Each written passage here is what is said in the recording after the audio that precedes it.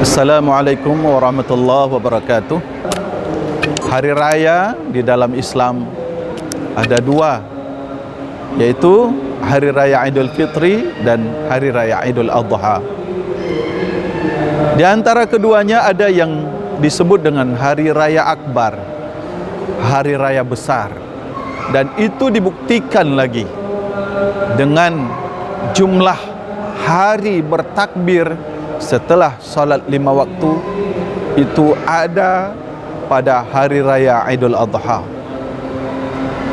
Maka disebut dengan Hari Raya Akbar, sedangkan Hari Raya Idul Fitri hanya satu malam saja. Ketika selesai ketika khatib naik mimbar, habislah jatah takbir kita, habislah yang disunatkan bertakbir. Itu pertanda itu hari raya kecil. Hari Raya Idul Adha adalah hari raya besar. Satu lagi kenapa dinamakan besar? Karena kan ada darah yang mengalir, yaitu darah kurban yang kita kurbankan pada hari raya, hari nahar dan hari-hari tasyrik. Para mustami'in dan mustami'at, pendengar yang budiman yang dirahmati Allah Subhanahu wa taala. Mudah-mudahan Allah memberikan kekuatan dan kemampuan untuk kita untuk berkurban, untuk kita, untuk keluarga, bahkan jika mampu kita berkurban untuk orang lain. Bukankah kehidupan akhirat itu perlu juga kita bantu untuk saudara-saudara kita? Sama halnya dengan di dunia ini, kita naik, berjalan menuju ke suatu tujuan, memakai kendaraan. Bukankah kita ingin juga membantu saudara-saudara kita yang berjalan kaki? Cuma caranya bagaimana? Banyak orang yang bertanya, Ustaz, bagaimanakah hukumnya menyembelih kurban untuk orang lain? Jawabannya, di dalam mazhab kita Asy-Syafi'i rahimahullah, bisa kita temukan di dalam kitab-kitab fiqih Asy-Syafi'i, di mana salah satu kitab di antaranya yang diutarakan oleh Khatib Asy-Syarbaini, di sana ada teksnya, wala tadhiyata 'anil ghairi illa bi'idznih. Tidak boleh, tidak ada kurban untuk orang lain tanpa seizinnya.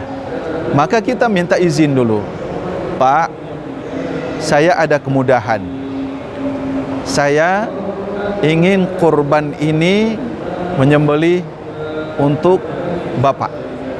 Jadi ketika disembelih, Allahumma hadhihi minka fataqabbalha udhiyata min fulan bin fulan. Nah, begitulah lebih kurang niatnya. Jadi kita minta izin dulu. Kalau tidak diminta izin, diniat langsung, itu tidak boleh, ya. Kecuali itu akan menjadi kurban kita sendiri. Para muslimin dan muslimat, mustami'in dan mustami'at yang budiman rahimakumullah. Kemudian ada juga yang bertanya, apakah orang yang sudah meninggal, sudah berpulang ke rahmatullah, itu boleh kita berniat berkurban untuk mereka sebagai kenderaan bagi mereka di akhirat nanti? Ini terjadi perbedaan pendapat para ulama di dalam mazhab kita. Menurut Imam Ar-Rafi'i rahimahullah, beliau berpendapat boleh, ya, sama halnya dengan ibadah-ibadah yang lain.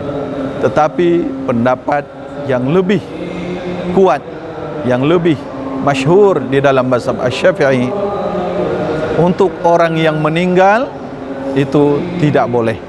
Ini juga bisa kita lihat di dalam kitab Mughni Muhtaj, juzuk 6 halaman 137. Di sana dikatakan, wala an mayyitin illam yusibiha. Tidak ada kurban untuk orang yang sudah meninggal kecuali dia pernah berwasiat. Ya. Kalau dia tidak berwasiat, maka tidak boleh. Nah, ada dua pendapat di sini, maka yang mana kita amalkan? Tentu kita mengamalkan pendapat yang lebih kuat di antara yang kuat. Bukankah begitu? Pendapat itu banyak. Maka hendaklah kita mengambil pendapat yang lebih kuat di antara yang kuat, pendapat yang kuat di antara yang lemah. Ma'asyiral muslimin rahimakumullah. Kemudian di dalam memahami dari teks ini tadi, wala tadhiyata an mayyitin illam yusibiha.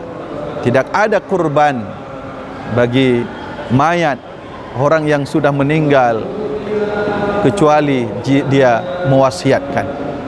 Maka kepada bapak-bapak dan ibu-ibu yang alhamdulillah kita masih diberikan panjang umur, mungkin belum ada rezeki pada kali ini, mari kita berwasiat kepada anak, kepada keluarga kita, kepada kerabat kita. Wahai anakku, tolong nanti kalau Idul Adha tahun depan ada kemudahan, kalau ada kemudahan kamu sembelihkan kurban, kamu niat untuk bapak. Begitu, diwasiatkan terus.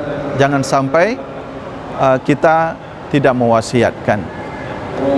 Kemudian ada juga yang ingin menyembelih kurban untuk orang tuanya. Bagaimana? Orang tuanya tidak pernah berwasiat, tetapi beliau sudah meninggal sekarang. Ini kita sembelih saja kurban untuk kita niatkan, tetapi pahalanya kita niatkan untuk orang tua kita.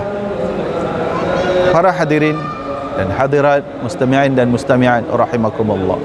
Dua pertanyaan itu mudah-mudahan menjadi peringatan bagi kita bahwa tidak ada kurban jika kita, yang pertama, tidak ada kurban kalau tidak ada izin dari orang lain.